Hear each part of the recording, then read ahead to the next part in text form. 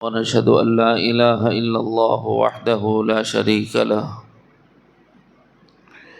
ونشهد أن سيدنا ونبينا ومولانا محمدا عبده ورسوله صلى الله عليه وعلى آله وأصحابه وبارك وسلم تسليما كثيرا كثيرا أما بعد.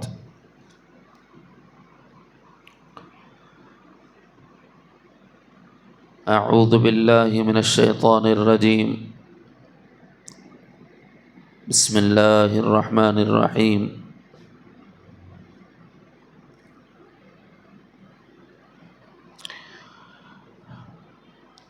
الحج أشهر معلومات فمن فرض فيهن الحج فلا رفث ولا فسوق ولا جدال في الحج.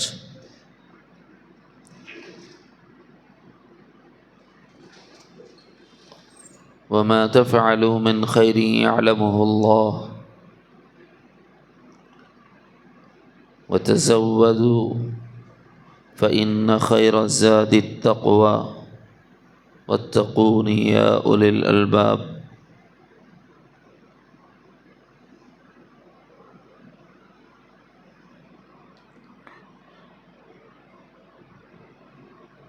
برادران اسلام، دختران ملت،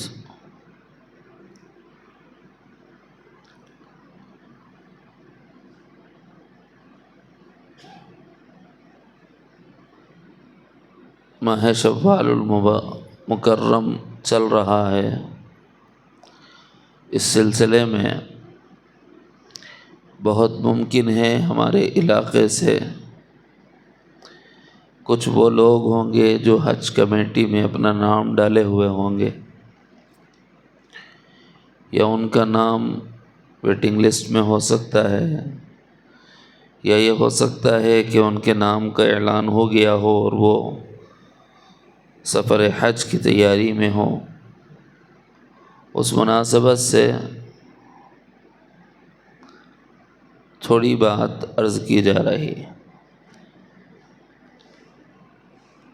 تشویق کے لیے، ترغیب کے لیے، اور اسی میں ضمناً ایک پہلو ہمارے سلسلے کی تعلیمات کا آ جاتا ہے. تو گویا دو موضوعات آج کی مجلس میں اکٹھے چلیں گے.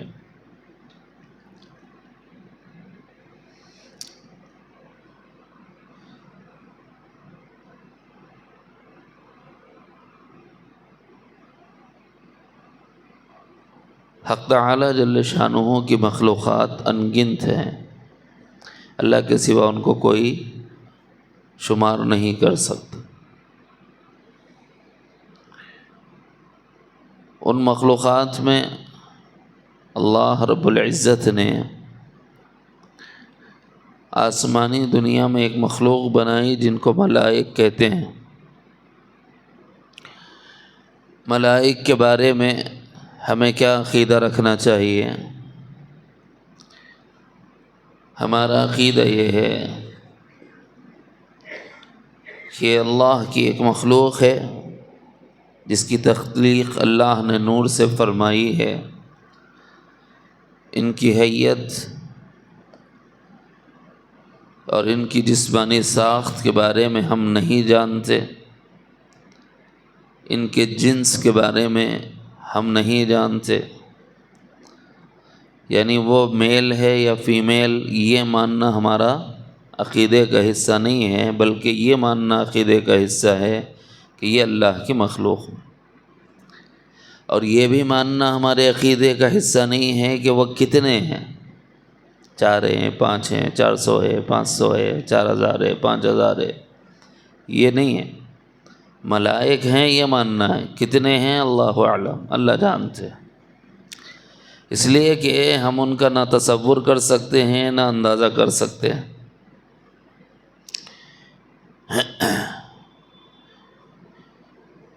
ایک روایت جو ہمارے موضوع سے متعلقہ ہے اس کا وہ حصہ ہم لے رہے ہیں تحت مضمون حق تعالی جل شانہ نے ملائکہ کتنے بنائے ہوں گے اس سے اندازہ کر لیں۔ نبی رحمت صلی اللہ علیہ وسلم نے ارشاد فرمایا، آسمانی دنیا پر اللہ رب العزت کے لیے ایک گھر ہے،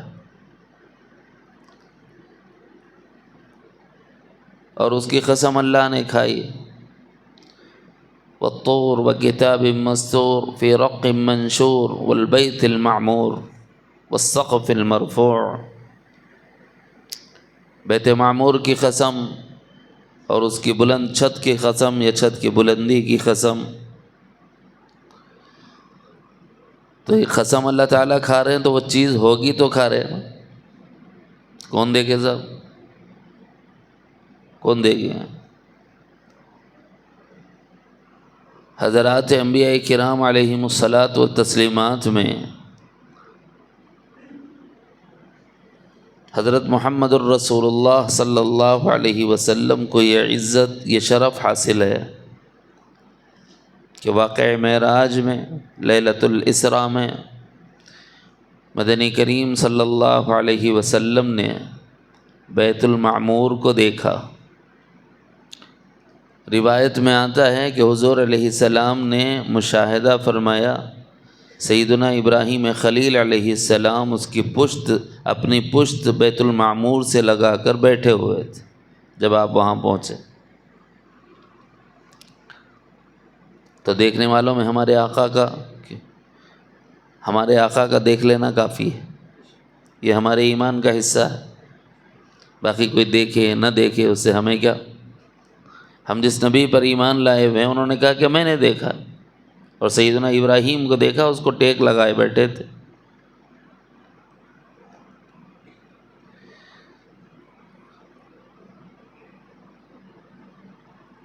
تو پتہ یہ چلا کہ ایک بیت المعمور ہے، کہاں ہے؟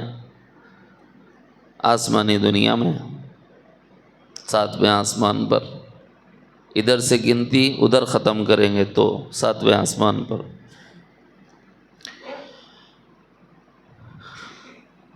اس کی خصوصیت یہ ہے، نبی رحمت صلی اللہ علیہ وسلم نے فرمایا کہ روزانہ 70,000 فرشتے اس گھر کا طواف کرتے ہیں۔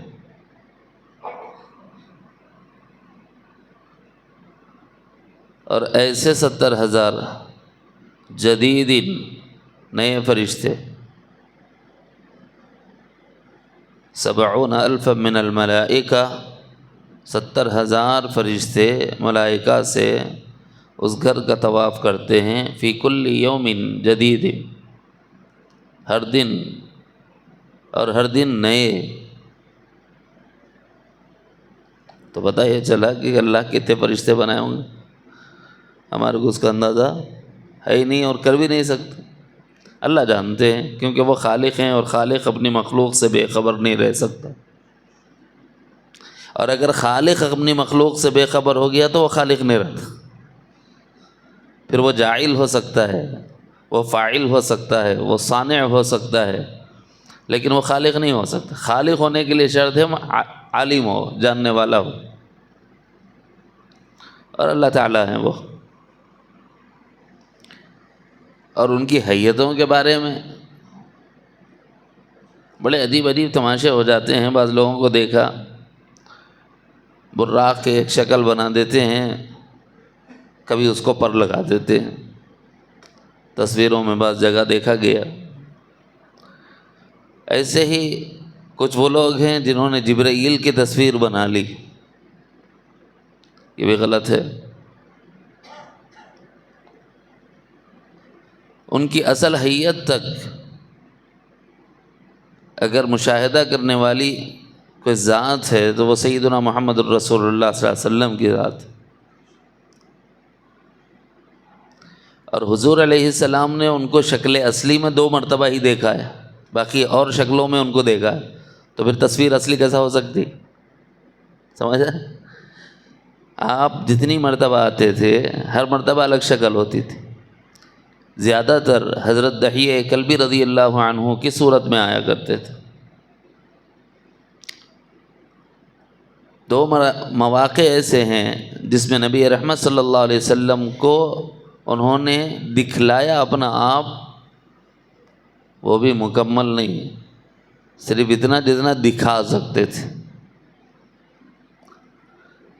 ایک وہ موقع ہے جب نبی رحمت صلی اللہ علیہ وسلم پر وحی میں توقف ہو گیا تو آپ رنجیدہ خاطر ہو کر اپنے آپ کو اس انقباض کی وجہ سے پہاڑ سے گرا دینا چاہتے تھے۔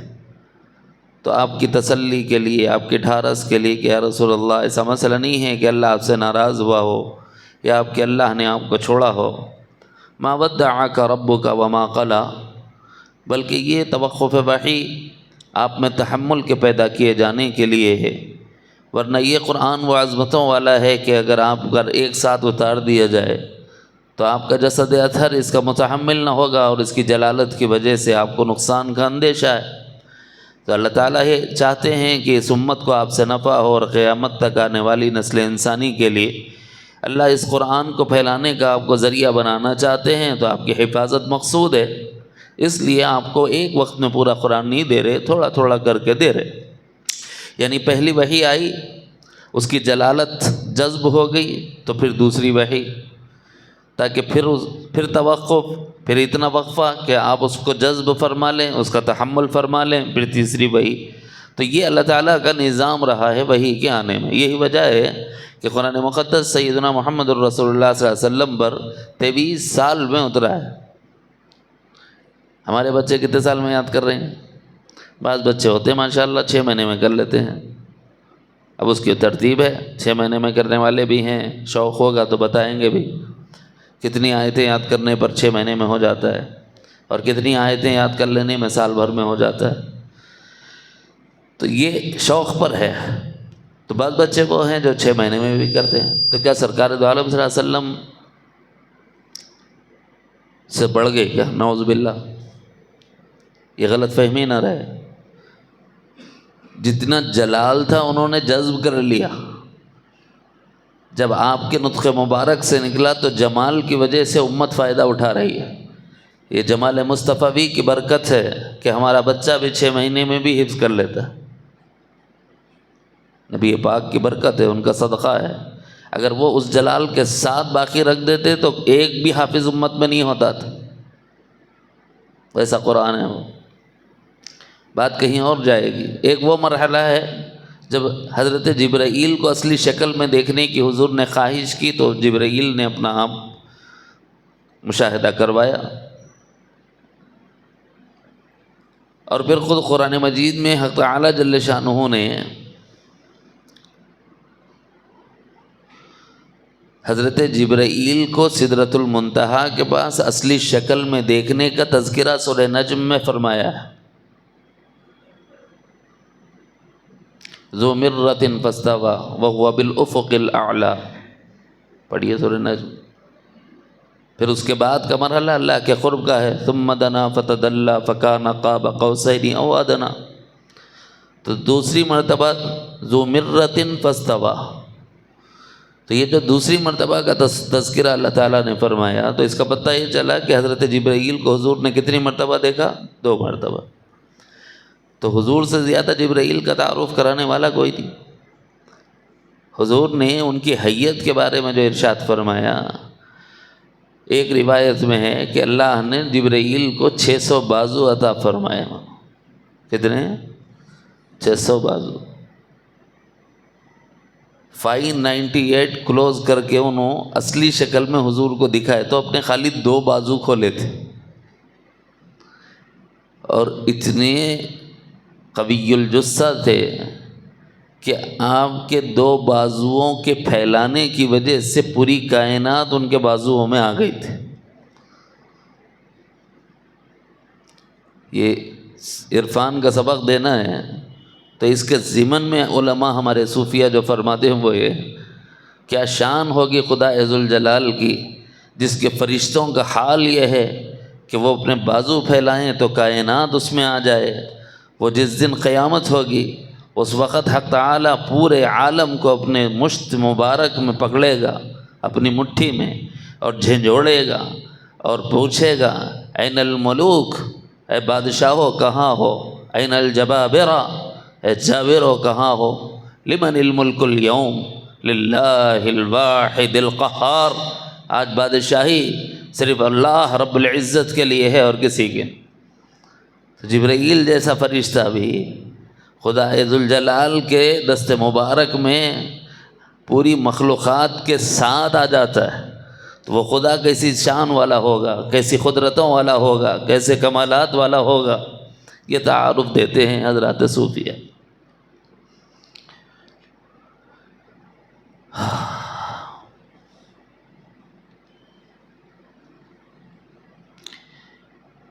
حضرت نبی رحمت صلی اللہ علیہ وسلم نے ہمیں عقیدہ دیا کہ فرشتوں کو مانو، یہ ایسے جثے والے ہیں لیکن آسمان و زمین کے درمیان ایسے تیرتے رہتے ہیں جیسے پرندے ہمارے پاس آتے جاتے رہتے ہیں، صعود ان کا ہوتا رہتا ہے، نزول ان کا ہوتا رہتا ہے۔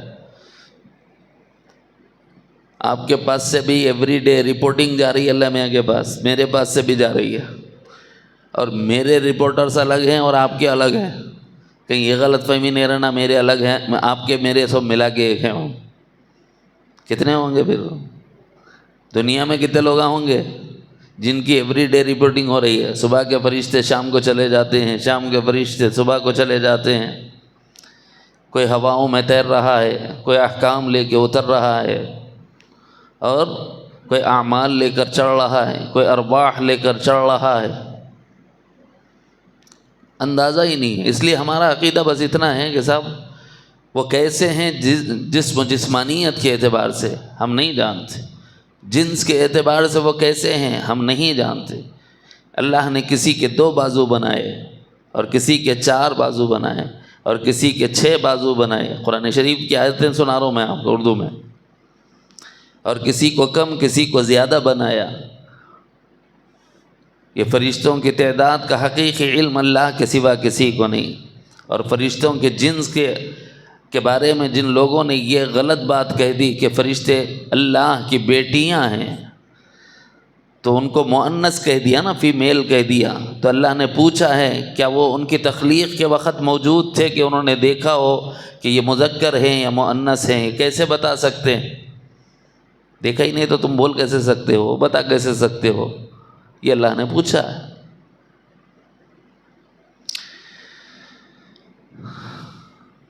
یہ جو بیت المعمور ہے، 70,000 فرشتے، یہاں سے بات چلی تھی، اس کا طواف روزانہ کر رہے ہیں، اور روزانہ نئے 70,000، اور ان کو قیامت کی صبح تک پھر دوبارہ چانس نہیں ہے، کوئی موقع نہیں ہے۔ کیوں نہیں ہے؟ کیونکہ دوسروں کی باری ہے۔ حجاج جا رہے ہوں گے تو جائیں گے تو میری بات کی تصدیق کریں گے آنے کے بعد میں، جو جا کر آ چکے ہیں وہ ابھی دل میں میری تصدیق کریں گے۔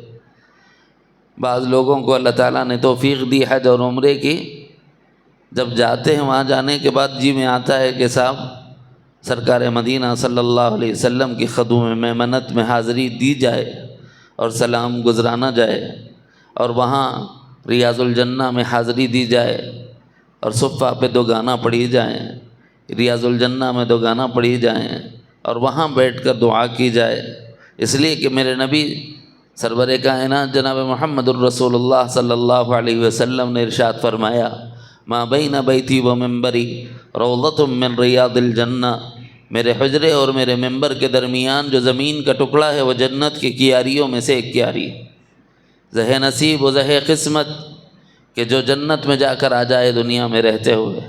اور تمہارا کیا گمان ہے، اس پر محدثین فرماتے ہیں، اور تمہارا کیا گمان ہے کہ جو ایک مرتبہ جنت میں چلا جائے تو کیا اللہ اس کو جنت سے نکال دے گا؟ تو مطلب یہ ہوا کہ جو ریاض الجنہ میں 2 گانا پڑھ لے وہ گویا جنت کا حقدار بن گیا۔ یہ سعادت بزور بازو نیست تا نہ بخشت خدائے بخشندہ، اللہ جب تک نہ عطا کرے یہ ہمارے بازو کی قوت کا کوئی کمال نہیں ہے۔ تو ہر حاجی کی یہ خواہش ہوتی ہے کہ ہم بھی وہاں 2 گانا پڑھیں۔ تو اب موجودہ زمانے میں ایک چھوٹا سا مسئلہ آ گیا، وہ مسئلہ یہ آ گیا کہ رش کو قابو میں کیسے رکھا جائے۔ تو انہوں نے ایک ایپ نکالا، نسک ایپ۔ حاجی اپنا پاسپورٹ نمبر اور ویزا نمبر ڈالتا ہے تو نسک میں اس کو اس کی ٹائمنگ دے دی جاتی ہے کہ آپ فلاں وقت سے فلاں وقت تک ریاض الجنہ میں داخل ہو کر دوگانہ پڑھ لیجئے، اتنی دیر تک ہم آپ کو اندر چھوڑیں گے، اس کے بعد آپ کو اندر سے نکال دیا جائے گا۔ لیکن وہاں کی نماز کا شوق ہر حاجی کو ہوتا ہے، اس میں ہم بھی شامل، اللہ عزت سب کے نصیب فرمائے، سب کا مقدر فرمائے۔ جب عمرے پر گئے ہم لوگ تو اس وقت میں ہمارے دل میں آیا کہ یار ریاض الجنہ میں نماز پڑھنا چاہیے، ایپ میں بکنگ ہو گئی، اندر چلے گئے۔ باہر نکلنے کے بعد خیال ہوا دوبارہ ڈال لینا چاہیے، پھر پتہ نہیں زندگی یار وفا کرے نہ کرے۔ باہر نکل کر نسک ایپ میں دوبارہ ہمارا ویزا نمبر اور پاسپورٹ نمبر ڈالا کہ صاحب کوئی اور ٹائم دے دیے تو اچھا ہے، تو انہوں نے تاریخ ڈال دی کہ نیکسٹ ایئر کم، خلاص مطلب سمجھ آ گیا؟ یعنی رش اتنا ہے کہ اگر آپ کو جانا ہے تو پھر آپ نیکسٹ ایئر آئیے، آپ کو اندر جانے کی اجازت دی جائے گی، اور ڈیٹ دے دی اس نے باضابطہ کہ اس تاریخ سے پہلے آپ کو اندر انٹری نہیں ہے۔ جو جا کے آئے ہیں یہ ان کے اوپر سے گزری سو ہے، اور جو نہیں گئے اب جا رہے ہیں انشاءاللہ وہی گزریں گے، گزر کے آئیں گے۔ تو بتانا یہ ہے کہ جب رش زیادہ ہو جاتا ہے تو ان کو دوبارہ چانس نہیں دیا جاتا، ری انٹری نہیں ہوتی۔ یہی معاملہ فرشتوں کا ہے، وہ اتنے زیادہ ہیں کہ ان کو دوبارہ طواف کا موقع نہیں ملتا۔ ایک وقت کر لیا، اب قیامت کی صبح تک تمہارا چانس نہیں ہے، تو فرشتے کتنے ہوں گے؟ اس سے خدا کی قدرت سمجھ آتی ہے کہ وہ کیسی قدرتوں والے اللہ ہیں۔ اتنے فرشتے روزانہ پیدا ہو رہے ہیں، اور پھر ان کی ضروریات ہیں، اور ان کے رب ہیں۔ اللہ ضرورتوں کے پورا کرنے والے ہیں، اور ان کے اس رب کے خزانوں میں کوئی کمی آنے والی نہیں۔ یہ ہے بیت المعمور، جس کا تعارف کرانے کے بعد جو عرض کرنا چاہتا ہوں، یہ کیوں بنایا اللہ نے؟ یہ اس لیے بنایا تاکہ فرشتوں کے لیے مرکز توجہ ہو۔ حق تعالی جل شانہ نے فرشتوں کے لیے بیت المعمور بنوایا۔ جب سیدنا آدم علیہ السلام کو بنانا چاہا تو ان کی پیدائش سے اور ان کی تخلیق سے 2000 سال پہلے انہی فرشتوں کو کہا کہ جو گھر دیکھ رہے ہو ایسا گھر نیچے بنا کر آؤ جا کے۔ تو ان فرشتوں نے ویسا گھر تو اوپر نہیں بنایا، البتہ بنیادیں قائم کر دی۔ اللہ نے فرمایا کہ بس باقی ہم دوسروں سے کام لے لیں گے، تمہارا کام اتنا ہی تھا۔ فرشتوں نے اس کی بنیادیں رکھی۔ جب حضرت آدم علیہ السلام کی تخلیق ہو گئی اور دنیا میں اتارے گئے تو اس ہندوستان کے سرزمین پر حضرت آدم علیہ السلام کا نزول ہوا، یہاں وہ اتارے گئے، اور جدہ کی سرزمین پر حضرت حوا کو اتارا گیا۔ کیوں؟ خدا کا ایک ہی تو حکم تھا، وہ درخت کے قریب مت جاؤ، وہ بھی نہیں سنے تو اب جاؤ نیچے۔ اس طرح اللہ تعالیٰ نے اس دنیا میں بطور آزمائش و امتحان حضرت آدم و حوا علیہما السلام کو اتارا، سرگرداں کیا، دوڑایا۔ حالانکہ خدا چاہے تو ملا دے، ان کے لیے کوئی مسئلہ نہیں تھا، نہ اتنی بلڈنگیں تھیں نہ اتنے گھراں تھے، یہ تو بات کی پیداوار ہے، کوئی گھر ہی نہیں تھا زمین پر۔ حضرت آدم علیہ السلام کو اللہ تعالیٰ نے حکم فرمایا زمین پر پہلے انسانی آبادی سے میرے گھر کو آباد کرو۔ یہاں سے ایک سبق عرض کر دوں، ہم میں سے بعض لوگ کاروباری ہیں اور زمینوں کے کاروبار کرتے ہیں، خرید و فروخت کرتے ہیں، چھوٹے موٹے ہیں ٹھیک ہے، لیکن بڑے کاروباری جو پلاٹنگ کر کے کرتے ہیں ان کے لیے گزارش یہ ہے کہ بھائی پہلے وہاں اللہ کا گھر بناؤ، پھر اس کے بعد مخلوق آباد کرو۔ یہ سنت اللہ ہے۔ اللہ کی سنت کیا ہے؟ جب آدم کو زمین پر اتارا تو یہ نہیں فرمایا کہ آدم تم اور تمہاری بیوی کے لیے گھر بنا لو، یوں فرمایا کہ آدم میرے لیے گھر بناؤ، اور تمہاری نسل جو تم سے پیدا ہوگی اور وہ میرے بندے ہیں، ان کا میرے ساتھ تعلق جوڑے رکھنا ضروری ہے، اس لیے پہلا گھر بناؤ میرے لیے بناؤ۔ ان اول بیت وضع للناس، سب سے پہلا گھر اللہ نے بنوایا سیدنا آدم علیہ السلام کے ذریعے سے، وضع للناس، ابھی اولادی نہیں ہوئی، چونکہ علم الہی میں پہلے سے ہے، یہ امر کن کی مخاطب ہے، خود اللہ کے قدرت کا یہ مظہر بننے والی ہے، تو حق تعالی جل شانہ نے آنے سے پہلے ہی لوگوں کے لیے اپنا گھر بنوا دیا، اور اس حکم کو پورا کرنے کے لیے اپنے نام کے ساتھ اس کی بدایت فرمائی، باقی کسی اور عمل کے ساتھ یہ خصوصیت نہیں۔ اقیموا الصلاۃ، نماز قائم کرو، اس میں کہیں اللہ کا نام ہے؟ آتوا الزکاۃ، زکوٰۃ ادا کرو، اللہ کا نام آیا؟ کتب علیکم الصیام، اللہ کا نام آیا؟ نہیں آیا؟ مروا بالمعروف ونہوا عن المنکر، امر بالمعروف کرو اور نہی عن المنکر کرو، اللہ کا نام آیا؟ ورتل القرآن ترتیلا، اللہ کا نام آیا؟ قرآن مجید کی تلاوت کا حکم دیا۔ اذکر اللہ، یہ ایک حکم ہے جس میں اللہ کا نام آیا ہے، لیکن نام بعد میں آیا ہے، حکم پہلے آیا ہے۔ حج واحد ایک عبادت ہے جس میں اللہ نے اپنے نام کے ساتھ بدایت فرما کر حکم عطا فرمایا، وللہ، اور اللہ ہی کے لیے، علی الناس، لوگوں پر، حج البیت، اللہ کے گھر کا حج کرنا لازم کیا گیا، واحد حکم ہے۔ ترتیب سمجھ آ رہے؟ وللہ علی الناس، اللہ کے لیے، لوگوں پر اللہ کے گھر کا حج فرض کیا گیا۔ من استطاع الیہ سبیلا، ساتھ ہی اپنی شان دکھائی، ہر ایک پہ نہیں کر رہا ہوں، کیوں؟ ہو سکتا ہے کہ کوئی غریب ہوگا، کوئی مسکین ہوگا، کوئی اتنا مالدار نہیں ہوگا کہ بیوی بچوں کا خرچ بھی رکھے، اپنے سفر کا خرچ بھی رکھے اور اللہ کے گھر کا حج کر کے آئے، لہٰذا تم میں سے صرف ان پر فرض کرتا ہوں جو صاحب استطاعت، جو صاحب استطاعت۔ تو گویا اللہ رب العزت نے اس گھر کو بنایا حج کے لیے، اور اس دنیا میں رہ کر لوگوں کی توجہ کے لیے، وضع للناس، اللہ نے لوگوں کے لیے بنایا۔ اس کا عقیدہ یہاں نکلا کہ یہاں اللہ تعالی بذات خود اس مکان میں نزول نہیں فرماتا، یا اللہ کو ضرورت نہیں ہے مکان کی کہ اس مکان کو اللہ نے اپنے لیے بنوایا ہو تاکہ وہاں آرام کر سکے، نعوذ باللہ، ایسا منشا تو نہیں ہے۔ للناس، یہی آیت میں اللہ نے بتا دیا، نام پر تو میرے ہوگا گھر، لیکن ہوگا لوگوں کے لیے۔ خود ہی سمجھ آ رہی کہ نہیں سمجھ آ رہی؟ اللہ مکان سے منزہ اور سبحان، اللہ زمان سے منزہ اور سبحان ہے۔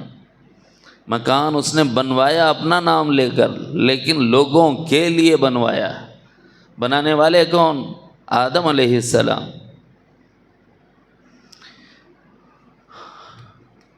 یہاں تک کہ حضرت نوح علیہ السلام کا زمانہ آیا تو طوفان نوح میں وہ عمارت جو سیدنا آدم علیہ السلام نے ملائکہ کی بنیادوں پر قائم کی تھی، طوفان نوح میں ڈھہ گئی، وہ عمارت بہہ گئی۔ تو اس کی وجہ سے پھر اللہ تعالیٰ نے اپنے ایک اور خلیل کو کھڑا فرمایا اپنے اس کاز کے لیے، اور یوں فرمایا کہ ابراہیم و اسماعیل، ان بنیادوں پر جن بنیادوں پر فرشتوں نے میرے لیے گھر بنایا تھا، تم دوبارہ اس کی تعمیر کرو۔ ابراہیم القواعد من البیت و اسماعیل، قواعد پر، بنیادوں پر ابراہیم نے مکان کی تعمیر فرمائی، اسماعیل ان کے معاون اور مددگار بنائے گئے۔ تو یہ گھر کیا ہے جو حضرت ابراہیم نے بنایا؟ حضرت آدم ہی کی تعمیر جدید ہے، نہیں دوسری الگ سے تعمیر نہیں ہے، کیونکہ بنیادیں تو وہی ہیں جو فرشتوں نے حضرت آدم کی تخلیق سے 2000 سال پہلے بنا دی۔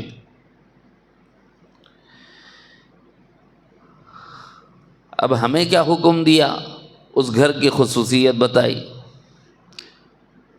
عجیب شان والا گھر ہے نا، وَلْيَطَّوَّفُوا بِالْبَيْتِ الْعَتِيقِ، تم اس گھر کا طواف کرو، اس لیے کہ پوری کائنات میں واحد گھر وہ ہے، اس کے علاوہ کہیں اور یہ عبادت جائز ہی نہیں۔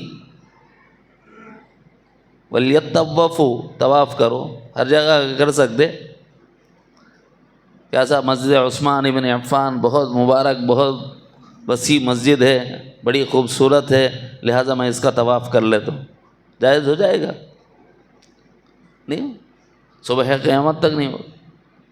ارے کیا اللہ کا گھر نہیں؟ گھر اللہ ہی کا ہے، لیکن حکم اللہ کا نہیں۔ وہ جب بولے وہ کرنا ہوگا، وہ جیسے بولے ویسا کرنا ہوگا، اپنی مرضی سے ہم کچھ بھی دین نہیں بنا لے سکتے۔ امید ہے کہ سمجھ گئے ہوں گے، جب مسجد کا طواف نہیں کر سکتے تو کہیں اور کا بھی نہیں کر سکتے۔ بعض احمق قسم کے لوگ ہیں، کوئی پیپل کا طواف کر رہے ہیں، کوئی تلسی کا طواف کر رہے ہیں، نہیں کر رہے ہیں۔ اب ان کو عقل مند تو نہیں بول سکتے، جو ہماری ضرورت کی چیزیں تھیں اور ہمارے لیے بنائی گئی تھیں، وہ خود کو خدا بنا لیا گیا، تو اس سے بڑی حماقت اور کیا ہو سکتی؟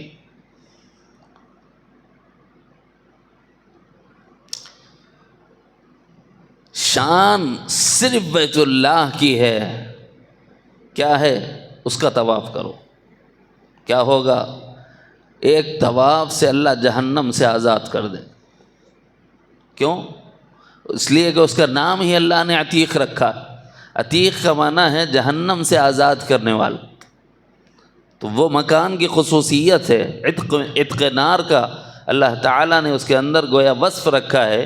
جو بندہ نبی کے طریقے پر خدا کا حکم پورا کرتا ہے، طواف کا بیت اللہ کے پاس جا کر، تو حق تعالیٰ جل شانہ اس کو جہنم سے آزاد کر دیتے ہیں۔ اس سے بڑی فضیلت اور کیا چاہیے؟ وَلْيَطَّوَّفُوا بِالْبَيْتِ الْعَتِيقِ۔ اور حکم دینے کے لیے بھی اللہ تعالیٰ کا جو طرز رہا وہ بھی عجیب ہے۔ حضرت ابراہیم نے گھر تعمیر کیا تو دعا کی، ابراہیم القواعد من البیت و اسماعیل ربنا تقبل منا انک انت السمیع العلیم، اے اللہ اسے قبول فرما لیجیے، آپ بڑے سننے والے اور بڑے جاننے والے ہیں، یعنی ہماری یہ جو محنت ہے اس کو آپ ضائع نہ فرمائیے، اس کو آباد فرما دیجیے۔ تو اس کو آباد کرنے کا کام اللہ نے ابراہیم ہی کو دے دیا۔ تم کہتے ہو اسے آباد کیا جائے، لو کام پہ لگ جاؤ۔ تو اس کا مطلب ہے اللہ تعالی ہم بندوں سے جو چاہتے ہیں وہ یہ کہ بندگان خدا کو خدا سے جوڑنے کی کاوشیں کبھی نہیں چھوڑنا چاہیے۔ یہ سنت اللہ ہے، یہ بندوں ہی سے اللہ لیں گے، یعنی دین کی محنتوں سے جڑے رہیں، چاہے وہ دعوت و تبلیغ کے ذریعے سے ہو، چاہے وہ تعلیم و تعلم کے ذریعے سے ہو، چاہے وہ تزکیہ و احسان کے ذریعے سے ہو، چاہے وہ تحریر کے ذریعے سے ہو، چاہے تقریر کے ذریعے سے ہو۔ الغرض جتنی جہتیں ہیں دعوت کی، بندگان خدا کو خدا سے جوڑنے کی، ان محنتوں سے اپنے کو دور نہ رکھ۔ منشاء ربانی یہ ہوا، ابراہیم کے دل میں چاہت آئی کہ اللہ اتنی محنت سے تیری خاطر یہ گھر بنایا ہے، یہ آباد کر دے۔ بولے تمہارا ہی کام ہے آباد کرنے کا، اللہ میں کیسا کر سکتا ہوں، میں تو بہت کمزور بندہ۔ خدا نے حکم دیا وَأَذِّن فِي النَّاسِ بِالْحَجِّ، ابراہیم آواز لگاؤ، حج کے لیے آواز لگاؤ۔ اے اللہ، ایک معمولی سا بندہ ہوں، میری آواز نکلے گی تو مکہ کی یہ پہاڑیاں اتنی بلند ہیں کہ اسی کوہ میں، اسی پہاڑ میں میری آواز دفن ہو جائے گی۔ اللہ نے فرمایا ہم نے تم سے کہا آواز لگاؤ، ہم نے یہ نہیں کہا کہ آواز پہنچاؤ۔ آواز لگانا تمہارا کام ہے اور آواز پہنچانا ہمارا کام ہے۔ حضرت ابراہیم خلیل کھڑے ہو گئے، حی علی الحج، لوگوں حج کے لیے آ جاؤ۔ آواز یہاں لگائی، نبی رحمت صلی اللہ علیہ وسلم نے خبر دی ہے کہ حق تعالیٰ نے آواز کو عالم ارواح تک پہنچایا، اور عالم ارواح میں جس روح نے لبیک کہا زندگی میں وہ حج ضرور کرے گا۔ یعنی وہ روحیں بڑی مبارک ہیں کہ آواز ابراہیم پر انہوں نے لبیک کہا تھا۔ اسی لیے جب حاجی جاتا ہے تو یہی صدا لگاتا ہے، لبیک اللہم لبیک لبیک لا شریک لک لبیک ان الحمد والنعمت لک والملک لا شریک لک. لگاتا نہیں لگاتا؟ یہ لبیک کی صدائیں کیوں لگا رہا ہے؟ کیونکہ اب اس کا تعلق عالم ارواح سے جڑ گیا ہے، عالم ناسوت سے عالم ارواح کے ساتھ جڑ گیا ہے. یہی کام مشائخین کراتے رہتے ہیں پورے سال میں. بھائی اپنے جسم کا تعلق جوڑو روح کے ساتھ، نفس کی کثافتوں سے نکلو، قلب کی کثافتوں سے نکلو، روح کی لطافتوں کے ساتھ تعلق کو استوار کرو، تاکہ منشأ ربانی کو پورا کرنے کی ہمارے اندرون میں کیفیت پیدا ہو، شوق و ذوق پیدا ہو. یہ سارا سال صوفیہ جو کراتے ہیں وہی تو محنت ہے. کبھی لا الہ کے ضربے ہیں، کبھی الا اللہ کے ضربے ہیں، کبھی اللہ اللہ کے ضربے ہیں، کبھی اللہ اللہ کی صدائیں ہیں، کبھی یا حی یا قیوم کے اوراد ہیں. یہ سب کیوں ہیں؟ کبھی ذکر ہے، کبھی شغل ہے، کبھی مراقبہ ہے. یہ سب کا سب اس لیے ہے کہ ہمارا تعلق اللہ سے جڑ جائے. ہمارا جسم کا تعلق ہماری روح کے ساتھ اور ہمارے قلب کا تعلق ہماری روح کے ساتھ ایسا جڑے، کیونکہ روح خدا سے جڑی ہوئی ہے. آگے میرا موضوع اسی پر شروع ہونے والا ہے، مگر اس پہ تفصیل سنا نہیں سکتے. جیسے تزکیہ و تصفیہ و تحلیہ سنایا، ایسے روح کے بارے میں کچھ سنا نہیں سکتے. کیوں؟ اس لیے کہ روح کے بارے میں خدا نے یہ فرما دیا وَيَسْأَلُونَكَ عَنِ الرُّوحِ قُلِ الرُّوحُ مِنْ أَمْرِ رَبِّي وَمَا أُوتِيتُم مِّنَ الْعِلْمِ إِلَّا قَلِيلًا. میرے محبوب آپ سے لوگ پوچھیں گے روح کے بارے میں تو آپ بس اتنا کہہ دو کہ اللہ کا حکم تھا وہ. قُلِ الرُّوحُ مِنْ أَمْرِ رَبِّي، میرے رب کا حکم تھا وہ.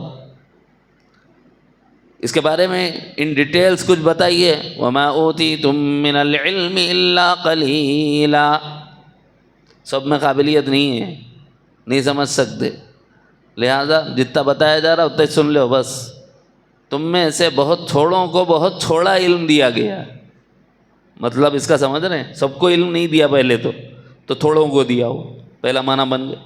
وما اوتیتم، اور نہیں دیا گیا اس کا علم تم میں سے کسی کو، الا قلیلا، مگر بہت تھوڑوں کو دیا گیا. اور جو تھوڑوں کو دیا کیا ان کو پورا دیا؟ بولے نہیں، وہ تھوڑوں کو بھی تھوڑا دیا. روح وہ چیز ہے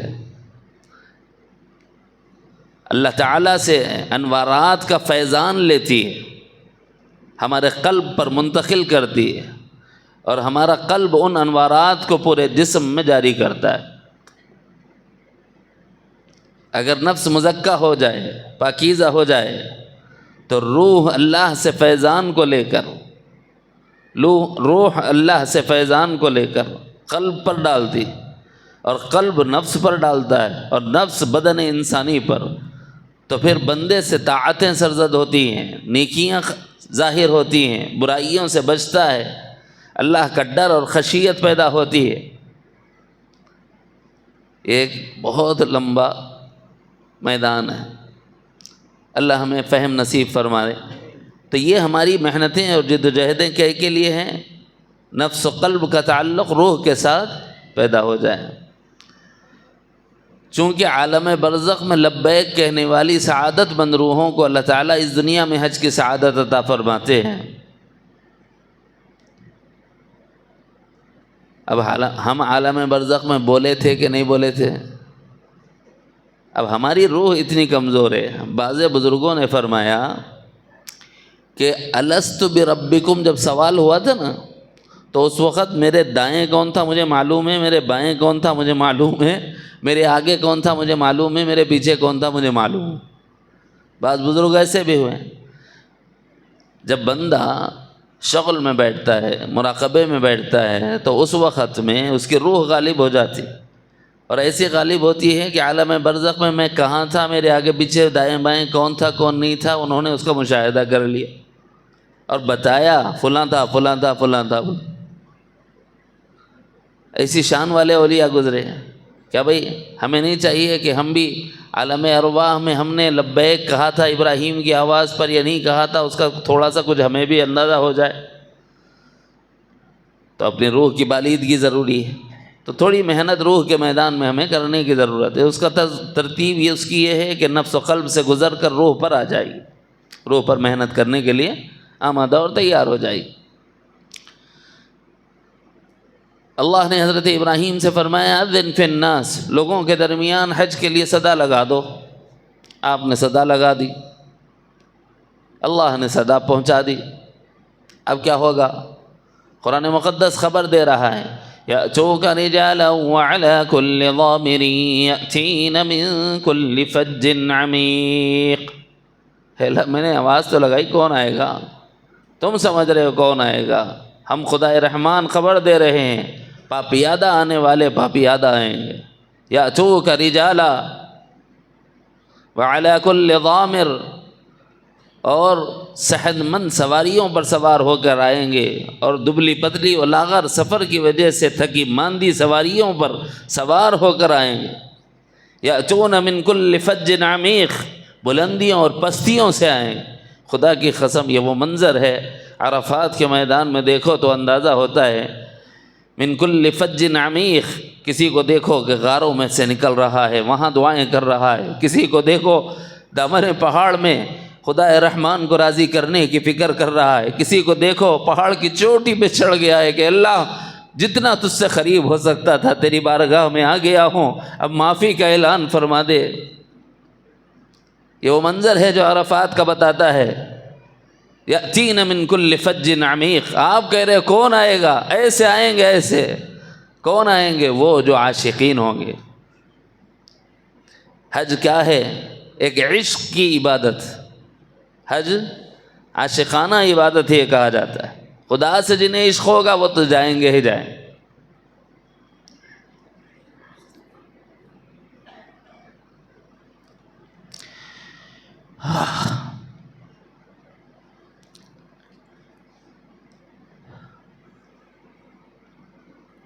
سلوک کی انتہا کیا ہے؟ قادری سلسلے کی انتہا، چشتی سلسلے کی انتہا، نقشبندی سلسلے کی انتہا، سہروردی سلسلے کی انتہا، قلندری سلسلے کی انتہا، شطاری سلسلے کی انتہا، اویسی کی انتہا، اویسیت کی انتہا، محبوبیت کی انتہا، نظام الدین محبوب اولیاء کی طرف جو منسوب سلسلہ ہے۔ انتہا کیا ہے؟ خلاصے میں ایک لفظ سن لیجئے، خدا ذوالجلال کی اشد ترین محبت، خدا ذوالجلال کی اشد ترین محبت، وہ محبت دو عالم سے بیگانہ کر دے دل کو۔ والذین آمنوا اشد حبا للہ، ایمان والوں میں کچھ ایسے بھی ہوں گے جو اللہ سے شدید محبت کرنے والے ہوں گے۔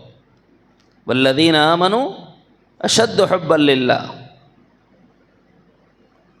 جنہیں اللہ کی محبت میں شدت پیدا ہو جاتی ہے۔ ہم ان کو کیسے جانیں اور کیسے پہچانیں؟ ہم اس کیٹیگری میں ہیں یا نہیں ہیں؟ اس کو پرکھنے کا طریقہ کیا ہے؟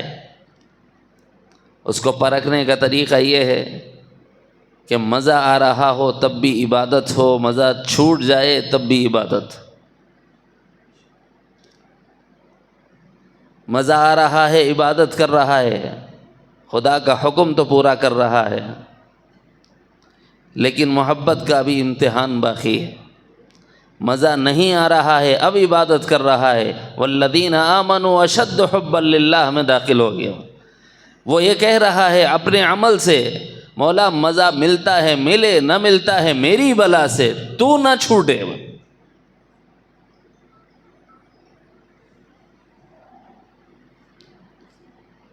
یہ ہے سلوک میں قادری سلسلے کی انتہا کیا چاہتی ہے؟ اللہ کی شدید محبت۔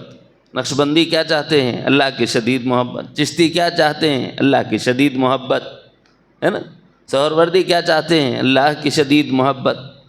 اللہ کی اتنی قادریت میں اللہ کی اتنی محبت آ جائے کہ اللہ کا شریک کرنا گوارا نہ ہو۔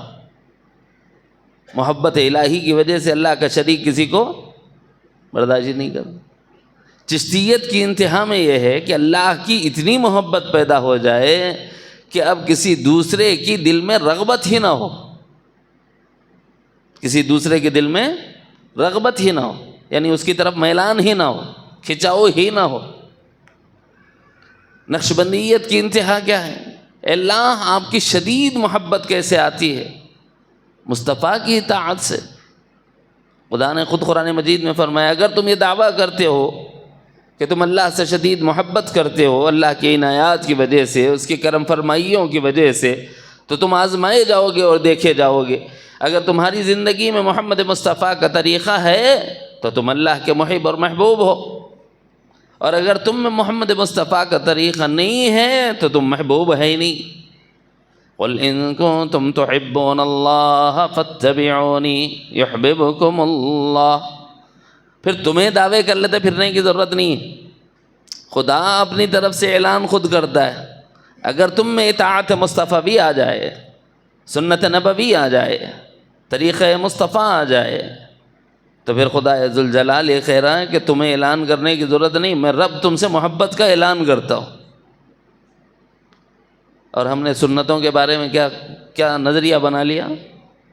مجھے معاف کریں، تلخ نوائی چمن میں میری گوارہ کر، زہر بھی کرتا ہے کبھی کار تیری آخی۔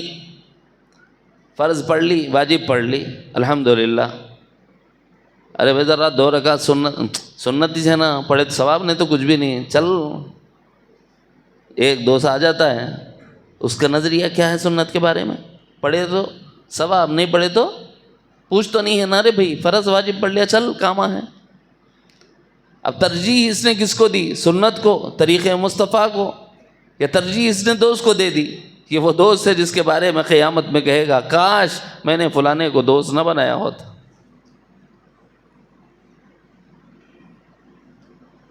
اس لیے بھائیو ذرا دیکھ لینا یہاں بیچ دوست کس کو بنا رہے ہیں؟ سنتوں سے جڑنے والے کو دوست بنا رہے ہیں کہ سنتوں سے توڑنے والے کو دوست بنا رہے ہیں؟ اور نقشبندیت میں کیا ہے؟ صرف یہی نا کہ اللہ کی شدید محبت مل جائے، تو اللہ نے کہا کہ میری محبت میرے نبی کی اطاعت میں ہے۔ سر پہ عمامہ دیکھ لو، ہاتھ میں عصا دیکھ لو، پیروں کی چپل کا مشاہدہ کر لو، ازار کا پہناوا دیکھ لو، کرتے کی چوڑائی اور لمبائی کو دیکھ لو، سرمگی نگاہوں کو دیکھ لو۔ یہ وہ اہتمام ہے جو مصطفیٰ کریم صلی اللہ علیہ وسلم کا طریقہ کہلاتا ہے۔ مقصد جو میں بتانا چاہتا ہوں وہ ہے، مقصد کیا ہے ان کے اس اطاعت کے حلیے کو اوڑھ لینے کا؟ مقصد ہے اللہ کی محبت۔ سہروردیت میں کیا چاہا جاتا ہے؟ محبت الہی۔ اس لیے کیا کرتے ہیں؟ جتنا ہے سب صدقہ کر دو۔ کیوں؟ اس کی محبت رہی تو اس کی محبت نہیں آتی، اس کی محبت آنا تو ہر دوسرے کی محبت نکل جانا، ہر غیر کی محبت دل سے نکلی تو خدا کی محبت دل میں آتی۔ اور خدا تعالیٰ بڑے غیور ہیں، خدا تعالیٰ بڑے غیور ہیں، اتنے غیور ہیں کہ ہم نے رائی کے دانے کے برابر بھی کسی دوسرے کی محبت رکھی، اور پھر خدا کی محبت چاہی تو خدا نہیں دیتا، چاہے اپنے زمانے کا یعقوب کیوں نہ ہو۔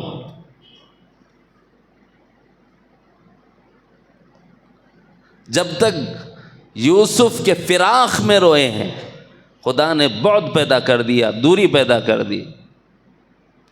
یا اسفا علی یوسف وابیضت عیناہ من الحزن فہو کظیم۔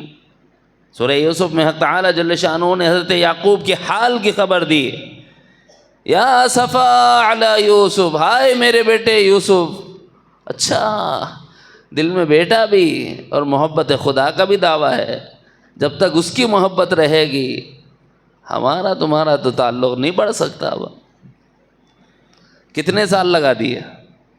جو بچہ 7 سال 8 سال کا تھا جب کنویں سے نکالا گیا، وہ مصر کے سرزمین پر بیچا بھی گیا، بچپن جوانی میں ڈھلی، پھر جوانی میں زلیخا نے اپنی طرف مائل کرنا چاہا، اس کے مکر اور فریب سے بچنے کے لیے دعا کی کہ اللہ چاہے قید کی صعوبتیں جھیل لینی پڑے لیکن میں تیری نافرمانی والا کام نہیں کروں گا، تو جیل بھیجا دیا۔ اور وہاں حضرت یوسف، ذرا جائزہ لینا، وہاں حضرت یوسف نے خواب کی تعبیر دیتے ہوئے یوں ارشاد فرمایا، تم میں سے ایک کو پھانسی دی جائے گی اور دوسرے کو اس کی نوکری دوبارہ مل جائے گی، تو جس بادشاہ کے پاس تمہاری نوکری مل جائے تو مجھے بھولنا نہیں۔ اتنا ہی کہا تھا، اتنا ہی۔ خدا کی قسم 7 سال اللہ نے بڑھا دیے۔ کتنے سال؟ کس جملے پر؟ خدا سے بولنے کے بجائے مخلوق سے بول رہے ہو کہ میرے بارے میں اپنے آقا کو ذرا توجہ دلا دینا، تو جس کے دل میں غیر کا بھی خیال ہوگا خدا اس کو دور کر دے۔ یعقوب نے خدا کو چھوڑ کر یا اسفا علی یوسف پکارا وابیضت عیناہ من الحزن، غم میں آنکھیں، روشنی، بینائی ختم ہو گئی، سفیدی آ گئی، موتیا آ گیا، روتے روتے، لیکن ملایا نہیں خدا نے۔ پکارتے رہو، دیکھتے ہیں تمہاری پکار سے کب آئے گا۔ نہیں آئے۔ سیدنا یوسف نے جب یہ کہا میرا خیال رکھنا، مجھے بھول نہ جانا، میرے بارے میں تھوڑا اطلاع دینا اپنے آقا، اتنا ہی کہا۔ سورہ یوسف پڑھ لیجیے، بڑا مزہ آئے گا۔ اللہ نے کیا کیا؟ جس کو کہہ کے بھیجایا تھا نا کہ بھولنا نہیں، اسی کو بھلا دیا۔ مگر خدا نہیں بھولتا۔ ادھر یہ توبہ طائب ہوئے، ادھر اس کے جاتے ہی خیال آ گیا کہ مجھے تو اللہ سے مانگنا چاہیے تھا، لیکن میں نے غیر خدا سے ایک سوال کر لیا، کہیں خدا ناراض نہ ہو جائے۔ اس پر حضرت یوسف توبہ کرتے رہے۔ کیسے اللہ تعالیٰ نے تعویل عطا فرمائی تھی، فہم اور فراست عطا فرمائی تھی، فوری سمجھ گئے۔ اب توبہ استغفار کی تو اللہ نے پھر خواب دکھلایا بادشاہ کو، جس کے پاس خبر دینے کے لیے کہا تھا نا، اسی کو خواب دکھلا دیا۔ ان کی ضرورت نہیں، ہم ڈائریکٹ کام شروع کر دیتے۔ 7 موٹی تازی گائیں، 7 دبلی پتلی گائیں، 7 سرسبز و شاداب کھیت، اور پھر 7 بالکل مرجھائی ہوئی بلکہ جلی بھنی ہوئی کھیتیاں، یہ دکھائے خواب۔ کیا مطلب اس کا؟ تعبیر دینے والے معبرین کو بلایا، وہ ان بھی بولے، کیا بولیں، ہم جو ہے احلام کی تعبیر نہیں جانتے۔ تو انہوں نے کہا کہ یہ احلام نہیں ہے، بادشاہ وقت کا خواب احلام نہیں ہوتا۔ اللہ تعالیٰ کو اشارہ دے رہے، بولو تم اشارہ، نہیں تو تمہاری نوکریاں کھا جاؤں گا بیٹا۔ اس وقت کا جو بادشاہ تھا مصر کا، اس نے کہا یہ جملہ۔ مفسرین نے تفسیر میں لکھا ہے اس پورے واقعے کو، سورہ یوسف کو کبھی پڑھیں تو انشاءاللہ بڑا لطف آئے گا۔ تو حضرت یوسف علیہ السلام اللہ کی طرف متوجہ ہو گئے، تو اللہ نے خواب کس کو دکھایا؟ وہ سقا کو، جو شراب پلانے والا ہے، اسے دکھایا کہ ڈائریکٹ بادشاہ کو دکھایا؟ بادشاہ۔ اب یہ تعبیر کا علم صرف یوسف کو دیا ہے، کسی اور کو نہیں دیا۔ کیا شان ہے خدا کی۔ حضرت یوسف نے ایک خواب دیکھا بچپن میں،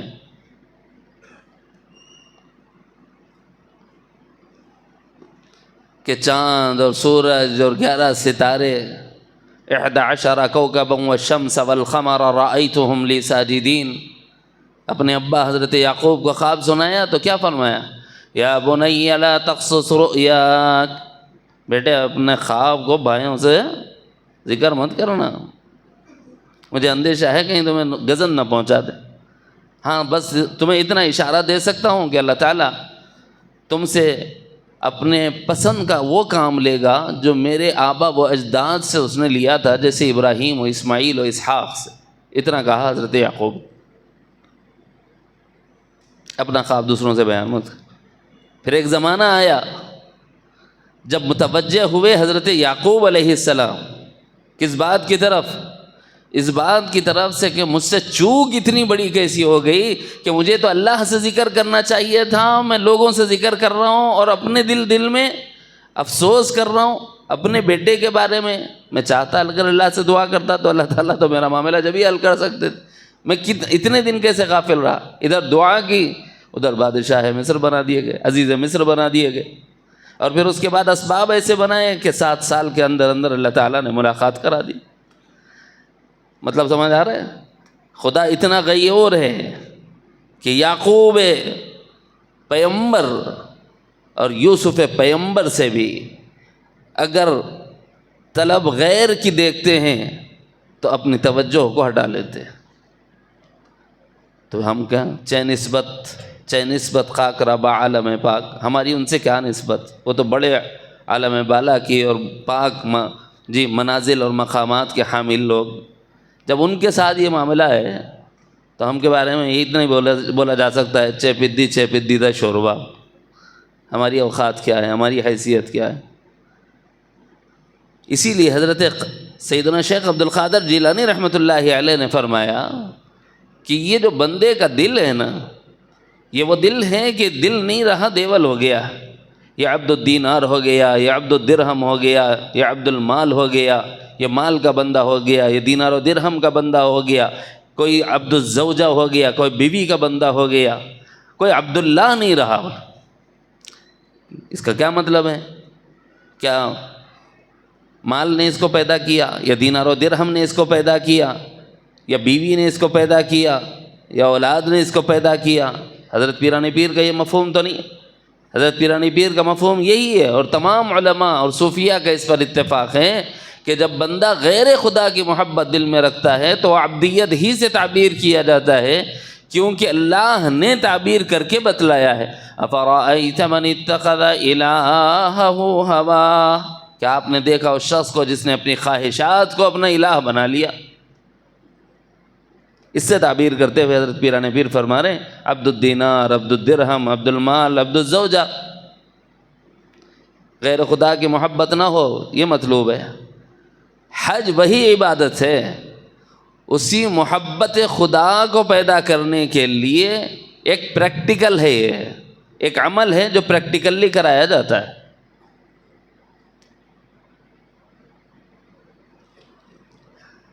عام طور پر خدا کے ملنے کا سب سے شارٹ کٹ راستہ کون سا ہے بھائی؟ مر جاؤ. سب سے آسان راستہ، ادھر مرو ادھر خدا مل گیا. اور یہی سب سے بڑی مصیبت ہے کہ بندہ نہیں چاہتا کوئی بندہ. رہنے لو صاحب، ارے بچے کی شادی دیکھنے دو، بچی کی شادی دیکھنے دو، نواسی ہم صورت دیکھ لیتا ہوں، بعد میں کیا تو دیکھیں گے. لا حول ولا قوت الا باللہ العلی. ہم میں خدا کی محبت اتنی بھی نہیں رہی کہ ٹھیک ہے ان سے محبت کرو لیکن اوپر سے کرو، اندر سے مت کرو، اندر اللہ کے لیے چھوڑ. اس لیے حضرت پیرانی پیر نے فرمایا کہ مال جیب میں تو ہو، دل میں نہ ہو. بیوی گھر میں تو ہو، دماغ میں بھی چلے گی لیکن دل میں نہ ہو. دل خدا کا گھر ہے. ما جعل اللہ لرجل من قلبین فی جوفہ، اللہ نے ہر چیز دو دی لیکن دل ایک کیوں دیا؟ ایک کے لیے تھا، ایک دیا، اور دو اس میں آ ہی نہیں سکتے. دوسرا آئے گا خدا کی تجلیات اور خدا کی محبت میں کمی واقع ہو جائے گی، اور خدا اس طرف التفات نہیں کرتا، اتنا غیور ہے. اس کو سمجھنے کے لیے بچوں کو دیکھنا بار بار بہت آسان ہنر ہے. ایک بچے کو آپ اپنی گود میں اٹھا لو، کسی بھی پڑوسی کا بچہ آپ نے اپنے گھر میں اٹھا لیا، اور آپ کا بھی گھر کا اتنی ہی عمر کا چھوٹا بچہ ہو، برداشت کرتا؟ جب تک آپ اس کو گود میں سے اتار کے چھوڑ کے اس کو نہیں لیے انہیں برداشت ہی نہیں کرتا. یہی معاملہ خدا کی محبت کا ہے اور خدا کی غیرت کا ہے. جب ہمارے دل میں غیر خدا کی محبت ہوتی ہے، خدا تعالی اس میں نہیں آتے. اور قادریت چاہتی ہے خدا کی محبت ہو، اور چشتیت چاہتی ہے خدا کی محبت، اور نقشبندیت چاہتی ہے خدا کی محبت، اور سہروردیت کی انتہا خدا کی محبت. یہ سارے مال سے کیوں نکالتے ہیں؟ تاکہ غیر کی محبت نکل جائے اور خدا ذوالجلال کی محبت اس دل میں آ جائے. یہی مقصود ہے نا. قلندریت میں کیا ہے؟ اسی کے دیوانے ہو گئے ہیں. وہی نمونہ نظر آتا ہے حج میں، دیوانے مجذوبانہ شان کے ساتھ جو پھرتے ہیں ان کو قلندر کہا جاتا ہے.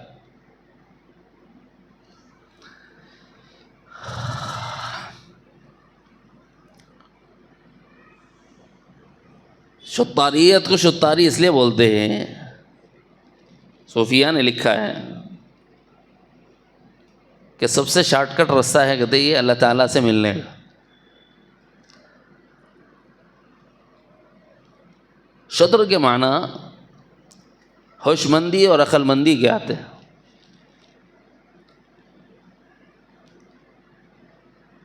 یعنی بہت لمبے چوڑے عملہ نہیں ہوتے صاحب اپنے سے. اپنا حال وہی ہے نہیں, وہی ہے نا, نمازاں, وہ روزے, وہ زکاتاں, وہ تہجداں, وہ اوابیناں, وہ چاشتاں, نکول ملزم, فجر ظہر اثر مغرب عشاء ہو گئی تجھ بس. اپنا حال نوافل کے بارے میں, رمضان کے روزے نکل کے, ہاں خدا تیرا شکر ہے.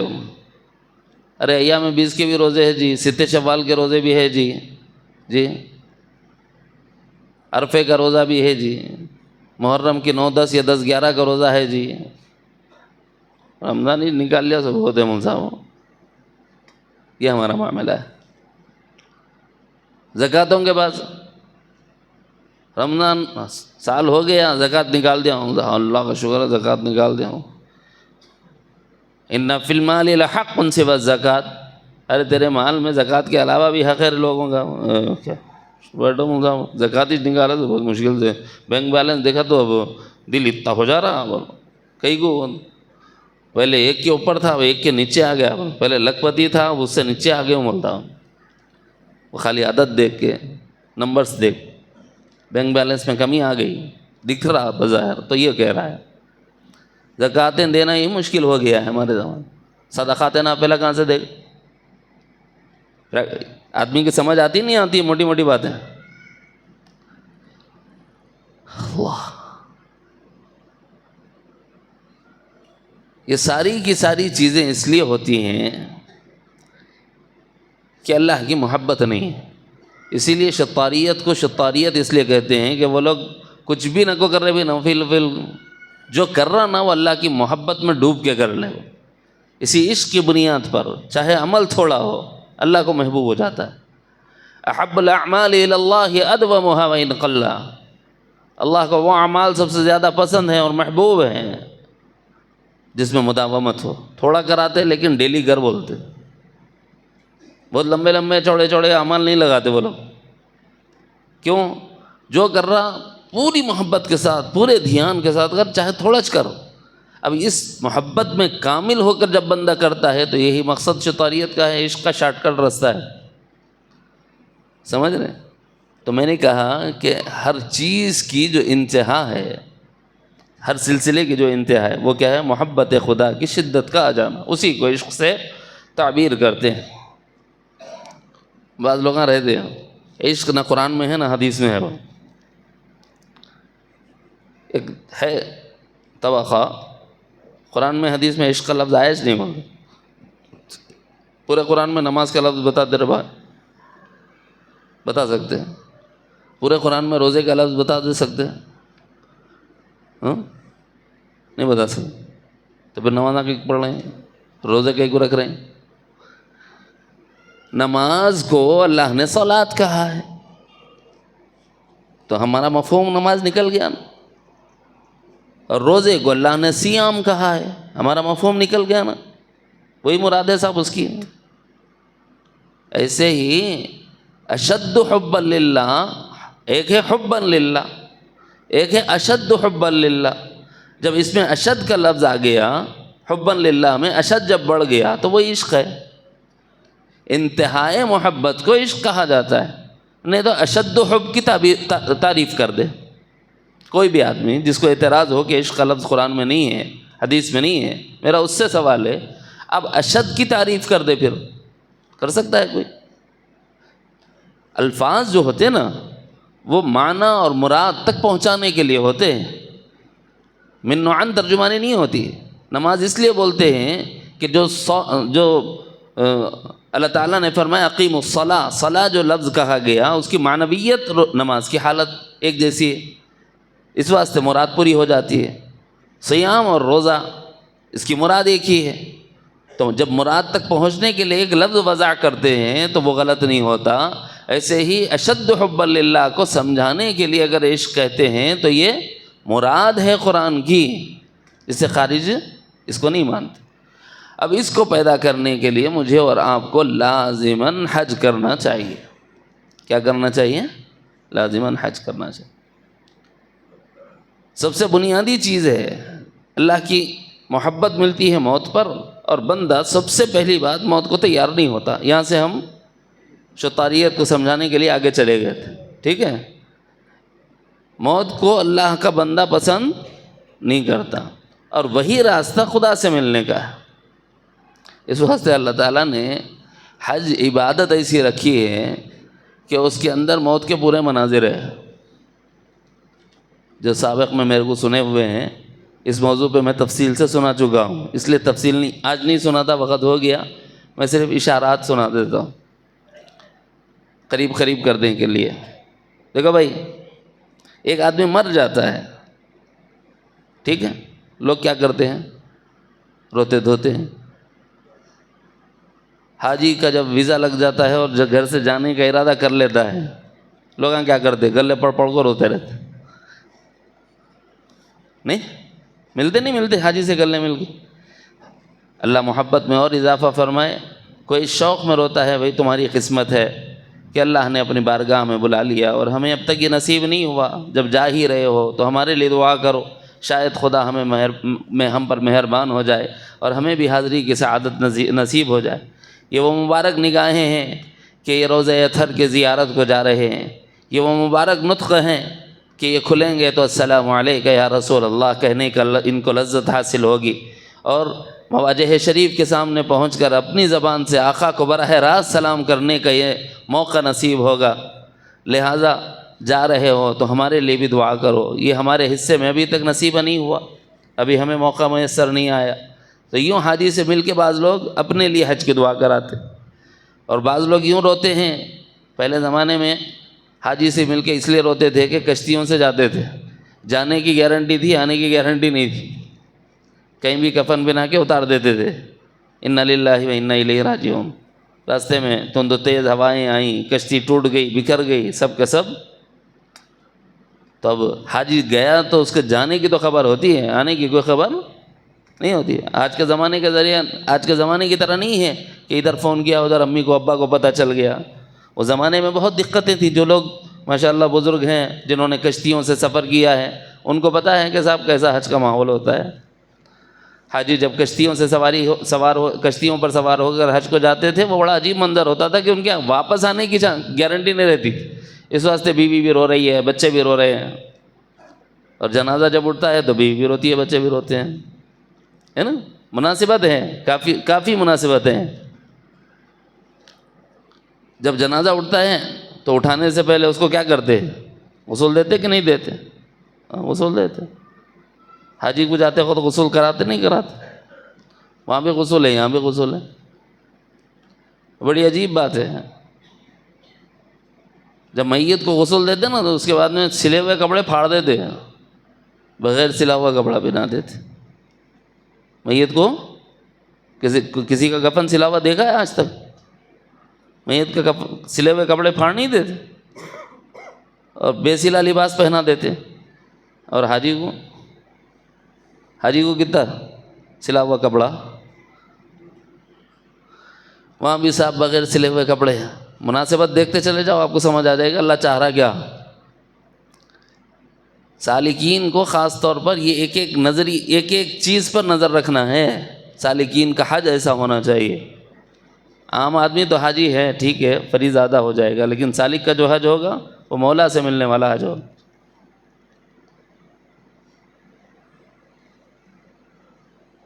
چلیے صاحب, بغیر سلا کپڑا پہنا دیا, جیسے میت کو پہنا دیتے ہیں ویسے حاجی کو پہنا دیا.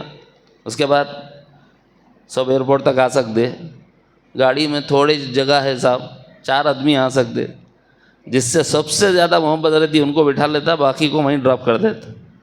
ایسے ہی پورے رشتہ داراں میت کو دروازے میں سے السلام علیکم رخصت کرتے کہ نہیں کرتے؟ اکثر گھر میں چھوٹ جاتے ہیں, تھوڑے ساتھ جاتے جنازے کے ساتھ جانے والے. ایسے ہی ایئرپورٹ ساتھ جانے والے تھوڑے رہتے. پھر نماز پڑھ لینے کے بعد یہاں پر جنازے کے لیے بھی نماز ہے اور حاجی کے واسطے بھی نماز ہے.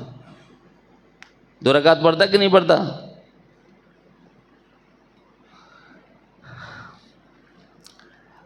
اب وہاں سے لے کے قبرستان آئیں گے, خبر میں بیوی بول رہی کسی کی، میں بھی تمہارے ساتھ لیٹ جاتی ہوں، میرا وعدہ تھا تمہارے ساتھ، خوشی میں غم میں ہر حال میں تمہارا ساتھ نبھاؤں گی، تم جا رہے ہیں تمہارے ساتھ میں بھی آ رہی ہوں. کسی کی بیوی بولی آج تک؟ کوئی ایک آدمی تو ہاتھ اٹھاؤ یار. خوشی میں تمہارے ساتھ ہوں، غم تم دیکھ لو. ٹھیک ہے غم میں بھی ساتھ دے لیتی ہوں، جنازے میں تو کوئی بھی نہیں آتا. وہ ماں جس نے 9 مہینے پیٹ میں پالا ہو، 2 سال دودھ چھڑانے میں لگے ہوں، باپ بیٹے کا جب جنازہ اٹھتا ہے ماں کہتی ہے بیٹا دروازے سے باہر بھی میں تیرے ساتھ نہیں آ سکتی، خبر میں کہاں آ سکتی. وہ باپ جس نے اپنے بچے کو پیدا ہونے سے لے کے جب پروان چڑھانے تک، جوانی کی منزلوں میں پہنچانے تک رات اور دن ایک کر دیے، جب بیٹے کا جنازہ اٹھتا ہے تو وہ باپ بھی یہ کہتا ہے کہ بیٹا قبرستان تک تو آ سکتا ہوں، خبر میں نہیں آ سکتا، اس سے آگے آپ کا ساتھ ہم نہیں دے سکتے. یہی معاملہ تو حاجی کا ہے. ایئرپورٹ جانے کے بعد میں باقی پورے باہر ہوں، اکیلے اندر ہوں. اندر جانے والے بھی سب ایکسیپٹڈ نہیں رہتے صاحب. کچھ وہ رہتے جو آگے جاتے، کچھ وہ رہتے جو سلاخوں کے پیچھے جاتے. آگے کون جاتا ہے؟ جس کے پاس 2 چیزیں درست ہوتی ہیں، ایک پاسپورٹ کا درست ہونا اور ایک ویزے کا درست ہونا. درست ہے، اوکے صاحب آگے ہے نا. اور جس کا پاسپورٹ اور ویزا درست نہیں ہوا کیا کرتا؟ گھر کو بھی نہیں جانے دیتا، سیدھا جیل کو بھیج دیتا. فیک آئی ڈی لگائے گا، فیک پاسپورٹ بنائے گا، ویزا فیک لگائے گا، چھوڑے گا وہ کیا کرے گا؟ وہاں سے سیدھے جیل بھیجا دے گا. یہی معاملہ میت کا بھی ہوتا ہے. آگے جانے والا بھی اپنا پاسپورٹ اور ویزا صحیح رکھے گا تو نم کنومت العروس کے اس کو صدا ملے. میت کو کیا کہتے ہیں؟ دلہن کی طرح سو جا. کب کہتے ہیں؟ جب اس کا ویزا اور پاسپورٹ صحیح ہونا. اماں قبر میں جانے کا بھی پاسپورٹ ہے؟ تو ہاں لا الہ الا اللہ یہ قبر کا پاسپورٹ ہے، اور محمد الرسول اللہ یہ قبر کا ویزا ہے. یہ درست رہا تو پھر فرشتے کہیں گے نم کنومت العروس، ایسے سو جا جیسے دلہن سوتی ہے. اور اگر ویزا اور پاسپورٹ درست نہیں رہا تو کیا ملے گا؟ جیل. اور اگر ہماری زندگی میں لا الہ الا اللہ اور محمد الرسول اللہ درست نہیں ہوگا تو مرنے کے بعد کیا ہوگا؟ ہر سوال کے جواب میں ہاں لا ادری، نہیں جانتا، میرا رب کون تھا نہیں جانتا، میرا دین کیا تھا نہیں جانتا، میرے نبی کون تھے نہیں پہچانتا. ہم نتیجے کے اعتبار سے سانپ بھی ہیں، بچھو بھی ہیں، زمین کی تنگی بھی ہے، یہ سب ہے نا. پھر اس کے بعد میں کیا ہوتا صاحب؟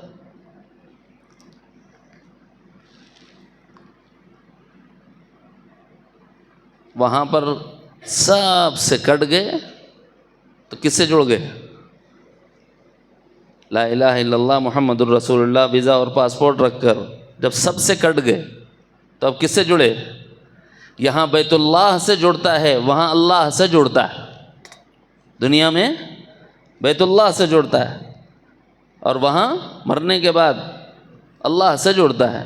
مناسبتیں سمجھ آ رہی ہیں؟ ایک حاجی کو ایسے حج کرنا چاہیے ان شعوروں کے ساتھ، ان استعذارات کے ساتھ. پھر جب یہ بندہ لوٹے گا تو کیسا حاجی ہوگا؟ اس خوشخبری کا حقدار ہوگا جس میں نبی رحمت صلی اللہ علیہ وسلم نے ارشاد فرمایا من حج فلم يرفث ولم يفسق رجع كيوم ولدته امه. جو حاجی حج کرتا ہے اور اس کے حج میں رفث نہ ہو، فسق نہ ہو، لڑائی جھگڑا نہ ہو، ایسی صورت میں لوٹے گا جیسے ابھی ماں کے پیٹ سے پیدا ہوا، بالکل پاک اور صاف. ایسے ہی پاک کی اور صفائی اللہ چاہتے ہیں. حاجی لوٹے تو اپنے عقیدے کی اصلاح کے ساتھ، اپنی عبادتوں کی درستگی کی نیتوں کے ساتھ، اعمال خیر کے ارادوں کے ساتھ، اعمال شر سے اجتناب کے عزائم کے ساتھ، سچی پکی توبہ کے ساتھ جب حاجی لوٹتا ہے نا تو پھر وہ بندی کی زندگی بندگی بن جاتی ہے، تغیر زندگیوں میں آتا ہے.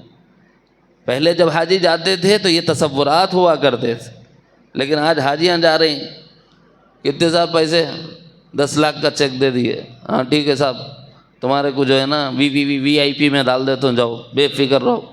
उन्हें जा रहा भी आ रहा भी, लेकिन ज़िंदगी में नमाज भी नहीं आ रही, रोज़ा भी नहीं आ रहा है, ज़कात भी नहीं आ रही। क्यों? ये सब सोच रहे इसने उन्हें नहीं। खाली जैसे डॉक्टर जो है ना अपनी जॉब को जाते वक्त में एक लिबास पहन लेता है, वकील अपनी जॉब पे एक लिबास पहन लेता है, वैसे एहराम एक लिबास है, यूँ जाओ एक हुक्म करो पूरा और आ जाओ। इतनी बेरग़बती के साथ हज करोगे तो ज़िंदगियों में तग़य्युर आएगा। ज़िंदगियों में तग़य्युर तो फ़िक्रों के साथ आता है, नीयतों की दुरुस्तगी के साथ आता है। तो हमारे पास जो माशाअल्लाह अल्लाह ताला ने उनको सआदत अता फरमाई, जिनका नाम आ गया है, कुछ नाम मुझे पता है, दुआ करता हूँ कि अल्लाह ताला उनकी इस हाज़िरी को कबूल फ़रमाए और सिफ़ात क़बूलियत के साथ बार बार हाज़िर होने की सआदत नसीब फ़रमाए, और उनके तुफ़ैल और उनकी बरकत से अल्लाह हम सब को हाज़िरी नसीब फ़रमाए। और ये बज़ौर क़ुव्वत और बज़ौर माल और बज़ौर रसूख़ नहीं होता जब तक खुदा ज़ुल जलाल की तरफ से हमारे लिए फ़ैसला सादिर न हो, इनायत रब्बानी न हो। और इस इनायत रब्बानी के लेने के लिए हर हाजी से तड़प तड़प के मिलना और उनसे दुआ की गुजारिश करना कि जब बैतुल्लाह जाना तो बड़े अजीब मराहिल हैं, मकामात हैं। इन मकामात मुस्तजाब में जहाँ कभी नबी रहमत सल्लल्लाहु अलैहि वसल्लम ने हजर अस्वद को चूमते हुए दुआएं मांगी, कभी मुल्तज़म को चिमट कर नबी रहमत सल्लल्लाहु अलैहि वसल्लम ने आहो बुका फरमाई, कभी मकाम इब्राहीम पर सजदा रेज़ी करके नबी रहमत सल्लल्लाहु अलैहि वसल्लम ने फरियादें की, और कभी रुकन यमानी की तरफ अल्लाह के रसूल चलते चलते दुआएं मांगते रहे, और कभी नबी रहमत सल्लल्लाहु अलैहि वसल्लम ने हरम के हिस्से के अंदर मुल्तज़म में आका अलैहिस्सलाम ने दुआएं मांगी, मिज़ाब रहमत के नीचे अल्लाह के रसूल ने दुआएं मांगी। यहाँ तक कि जहाँ तक मुस्तफ़ा की निगाह गई, अल्लाह ने उस जगह को इतना मकबूल बनाया कि हर जगह दुआओं की कबूलियत की है। जहाँ कदम पड़े दुआ करते ही हो। हम फ़कीरों को न भूलना, हम ग़ुलामों को न भूलना, हमें हमारे लिए भी दुआ करना कि अल्लाह हमें हाज़िरी की सआदत नसीब फरमा। ये दरख्वास्त करना होगा हमें हाजियों से, अगरचे कि थोड़ा सा देर हो रही है, लेकिन 3 काम बताने ज़रूरी हैं, 2 3 4 काम बताने ज़रूरी हैं। जो लोग हज को जा रहे हो, नंबर 1 पहला काम, भाई अल्लाह का कोई हुक्म नहीं छूटना शव्वाल से अपना। कब से? चूँकि शव्वाल चल रहा है ना, अल हज्ज अशहुरुम मालूमात, हज के महीने तो तुमको मालूम ही हैं कौन से हैं, यकुम शव्वाल से लेके 10वीं ज़िलहिज्जा तक। इसको क्या बोलते हैं? अल हज्ज अशहुरुम मालूमात, हज के महीने तो तुमको मालूम ही है। तो ये हज का महीना शुरू हो गया। तो जिनकी नीयतें अब हज की हैं, फ़मन फ़रज़ फ़ीहिन्नल हज, तो इनको करना हज में है ये काम, लेकिन करेंगे जब ना कि जब प्रैक्टिस हो। जिसकी प्रैक्टिस रही वो करेंगे। अब यहाँ नमाज की प्रैक्टिस रहेगी तो वहाँ नमाज़ पढ़ना आसान होगा जी। यहाँ सदका खैरात की प्रैक्टिस रहेंगी तो वहाँ सदका खैरात करना आसान होगा। यहाँ तिलावत की प्रैक्टिस रहेंगी तो वहाँ तिलावत करना आसान होगा। जनाब वाला यहाँ ज़िक्र की प्रैक्टिस होंगी तो वहाँ ज़िक्र करना आसान होगा। यहाँ दुआ की प्रैक्टिस होंगी तो वहाँ दुआ करना आसान होगा ना। तो यहाँ जो चीज़ करते रहेगा वहाँ करना आसान होगा। इसलिए फरमाया कि भाई हाजी जब हज की नीयत कर चुका हो, जाने से पहले थोड़ी प्रैक्टिस कर ले 3 4 कामों में। पहला काम, अल्लाह ने जो करने को कहा है, जैसे नमाज न छूटे, तिलावत न छूटे, ज़िक्र न छूटे, दुआ न छूटे, अमर बिल मारूफ नहीं अनिल मुनकर न छूटे। पहला काम तो ये करना है। दूसरा काम, जिन चीज़ों से अल्लाह ने मना किया है, अगरचे कि हमको रुकना हज में है, लेकिन प्रैक्टिस होंगी तो रुकेंगे ना। मसलन हमको गाली देने की आदत है, हज में जाएंगे तो वहाँ भी गाली निकल जाएगी, तो यहाँ प्रैक्टिस करना पड़ेगा अपनी ज़बान को कंट्रोल करने की। तो दूसरा काम हाजी शव्वाल से ये करे कि जिस कदर हो सके ज़बान की हिफाजत करे और कोई ऐसा काम ना करे जो अल्लाह ने मना किया है। समझ रहे हैं? तो इसका फ़ायदा इंशाअल्लाह हज में प्रैक्टिस के तौर पर कर सकेगा, प्रैक्टिस होने की वजह से कर सकेगा। तीसरी चीज़ जो हाजी को यहाँ से शुरू करनी है वो क्या है? लड़ाई झगड़ा बंद कर दो। सबसे पहले जोरों से लड़ाई बंद कर दो। मेन वो क्या बोलते हैं उसको, एयर जोन है वो, वार जोन है वो, वहीं जाते लड़ाई शुरू हो जाती।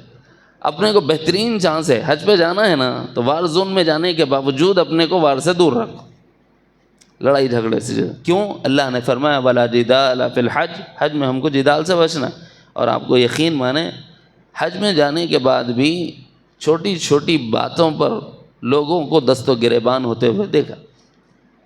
شیطان چاہتا ہی نہیں کہ یہ بندہ پاک صاف ہو کے جائے، شیطان چاہتا ہی نہیں کہ یہ بندہ اللہ کا محبوب بن کے جائے. اس سے کچھ تو بھی ایسا حرکت سرزد کرا دیتا ہے جس سے حاجی لوٹتا ہے تو حاجی بن کے نہیں لوٹتا، باغی بن کے لوٹتا ہے. میدان عرفات میں ہم نے آنکھوں سے دیکھا ہے میاں بیوی کو لڑتے ہوئے، ایسے لڑے ہیں کہ واپس آتے ہوئے بیوی الگ پلین میں سوار تھی اور شوہر الگ پلین میں سوار. وہاں شیطان اکساتا ہے تاکہ ہم اللہ کے محبوب نہ بن جائیں. اس لیے بھائی جھگڑے سے بچنے کی عادت ہونا چاہیے، تو جا کر وہاں پر صبر آئے گا، تحمل آئے گا، وہاں جھگڑے سے بچ سکیں گے. لہذا پریکٹس کب سے شروع؟ شوال سے شروع. اشہر حج میں حج کی پریکٹس حاجی کو شروع کر دینا چاہیے. اور اب یہاں پر ذرا امی بولے ابا بولے بیٹے ذرا ترکاری لے کے آؤ، ڈھور بول کے جاتا، بھور بول کے آ جاتا. بائک ہونا، گاڑی ہونا ہے نا بھائی، عادت ہو گئی ہم کو. چلو بولے تو رہنا، میرا ہاتھ نہیں ہو رہا. ارے جوان بچہ وہ سب اپنی جگہ، چلنا نہیں ہوتا اپنے سے، بولے ہوتا نہیں ہوتا بھائی. پھر اب حج میں کیا کرو گے؟ طواف میں چلنا ہی ہے، صحیح میں چلنا ہی ہے جی، اور پھر مینا میں چلنا ہی ہے، پھر عرفات میں چلنا ہی ہے، پھر وہاں سے لوٹنا ہے تو چلنا ہی ہے. چلنے والے جلدی پہنچ جاتے ہیں، بساں والے صبح کر دیتے. جو حج کر چکے ہیں ان کو تجربہ ہے اس کا. پھر وہاں سے واپس آئے گا، پھر طواف وداع کرے گا تو بھی چلنا ہی ہے، قربانی کے لیے جائے گا تو بھی چلنا ہے. گاڑیاں بند، راستے ہی نہیں ہوتے، چلنا ہی چلنا، چلنا ہی چلنا، چلنا ہی چلنا. عادت رہے گی تو چل سکیں گے. اس لیے روزانہ تھوڑی واکنگ جاگنگ شروع کر دو، دوڑ لگانا شروع کر دو، بھاگنا شروع کر دو. حج کی نیت کرنے والے شوال میں یہ 4 کام شروع کر دینا. اللہ کا کوئی حکم نہ چھوٹے، اللہ کی کوئی نافرمانی نہ ہونے پائے، لڑائی جھگڑے سے جس قدر اپنے کو روک سکتے ہو روک لو، اور چوتھی چیز جس قدر چل سکتے ہو چل لو، تاکہ یہاں ہمیں عادت ہو جائے گی تو حج میں یہ اعمال ہمارے لیے انشاءاللہ آسان ہو جائیں. جب ہم حج اس طرح کریں گے فضیلت وہ حاصل ہوگی جو مصطفیٰ کریم صلی اللہ علیہ وسلم نے ارشاد فرمائی، من حج فلم یرفث ولم یفسق رجع کیوم ولدتہ امہ. پھر حج ایسے لوٹے گا جیسے وہ ابھی ماں کے پیٹ سے پیدا ہوا. تو اس کے لیے جب بھی ہمارا حج کا ارادہ ہو شوال سے یہ پریکٹس شروع کر لینا، تاکہ حج میں اس پر عمل آسان ہو جائے. چونکہ ہمارے کچھ حجاج جا رہے ہیں تو اس موقع سے تھوڑا سا خیال ہوا کہ اس موضوع پر سنا دوں.